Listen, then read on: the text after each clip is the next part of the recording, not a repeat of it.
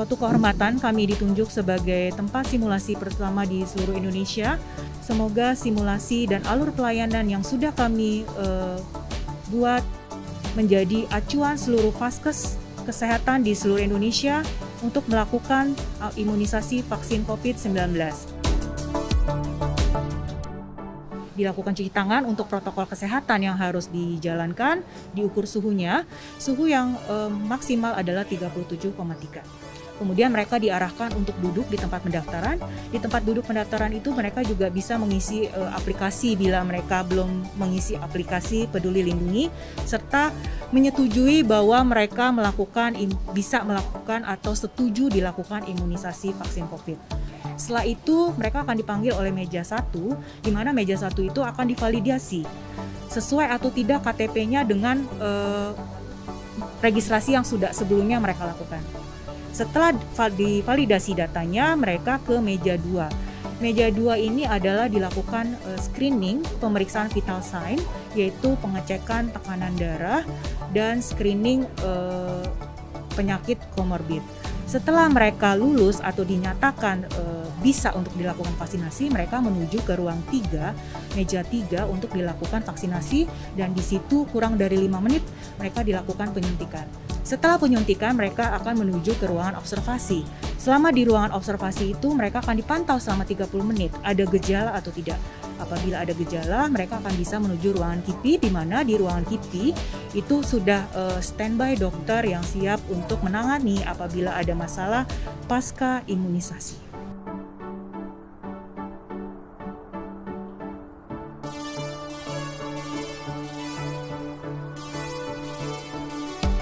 Simulasi ini merupakan hal yang sangat baik untuk melatih, melihat apa kekurangan dan apa yang harus dilengkapi, dan simulasi ini diharapkan akan berjalan terus-menerus. Kementerian Kesehatan beserta dari Komisi 9 selalu berharap pelatihan-pelatihan simulasi ini terus diselenggarakan untuk supaya bila nanti saatnya tiba dilakukan vaksinasi, tidak terjadi kebingungan, tidak terjadi hal-hal yang menyulitkan, tetapi justru menjadi lancar. Sehingga apa yang menjadi tujuan vaksinasi ini bisa tercapai dengan baik, tanpa harus terjadi kendala-kendala yang sulit. Tetapi semua bisa diatasi dengan cara melakukan simulasi-simulasi, sehingga kekurangan-kekurangan yang mungkin timbul sudah bisa dilengkapi jauh-jauh hari. Pagi hari ini saya datang ke Puskesmas di Kota Bogor ini, Puskesmas Tanah Sareal di Kota Bogor, karena kemarin saya mendengar bahwa di Puskesmas ini akan diadakan simulasi untuk vaksinasi. Dan karena memang saya tinggal di sini sehingga saya mampir ke Puskesmas Tanah Sareal ini. Yang pertama mengenai vaksin terlebih dahulu. Kita berharap vaksin ini datang di akhir bulan November ini, tapi kita ingin berusaha. Tapi kalau tidak bisa berarti yang masuk ke bulan Desember. Baik itu dalam bentuk vaksin jadi maupun dalam bentuk nantinya bahan baku yang akan diolah di Bio Farma. Kemudian yang kedua, semua vaksin yang kita pakai itu harus masuk dalam listnya WHO. Ini wajib. Harus masuk ke listnya WHO. Kemudian setelah vaksin masuk ke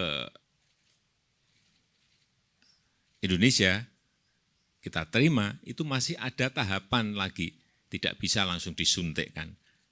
Masih ada tahapan lagi di BPOM. Karena kita memerlukan emergency use authorization dari sana.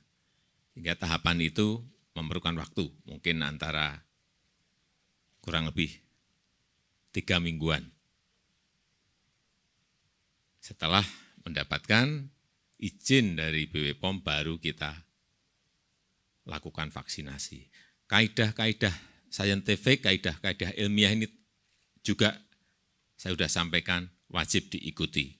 Kita ingin keselamatan, keamanan masyarakat itu harus betul-betul diberikan tempat yang paling tinggi.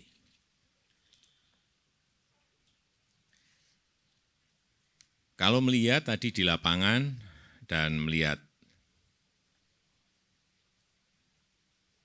simulasi tadi, kita memperkirakan kita akan mulai vaksinasi itu di akhir tahun atau di awal tahun.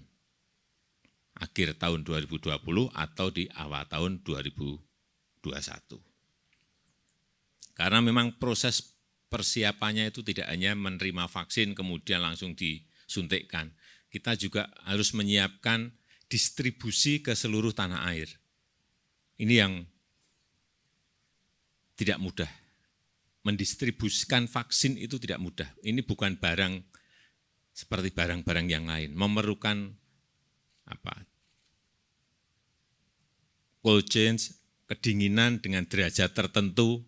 Setiap vaksin dari produk yang berbeda memerlukan juga mode distribusi yang berbeda. Inilah yang terus kita siapkan agar nanti daerah-daerah juga segera mendapatkan vaksin dan vaksinnya juga tidak rusak.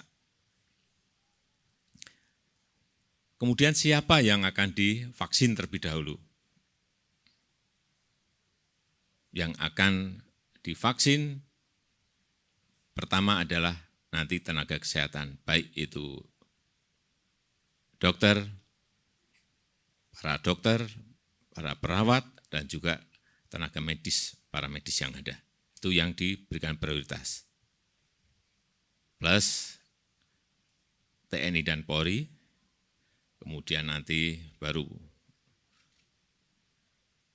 ASN untuk pelayanan-pelayanan publik yang ada di depan, guru, dan kemudian tentu saja kita semuanya. Kalau ada yang bertanya, Presiden nanti di depan atau di belakang? Kalau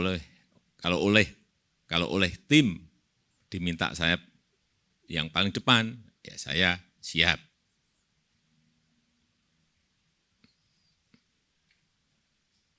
Saya rasa itu yang bisa saya sampaikan pada kesempatan yang baik ini.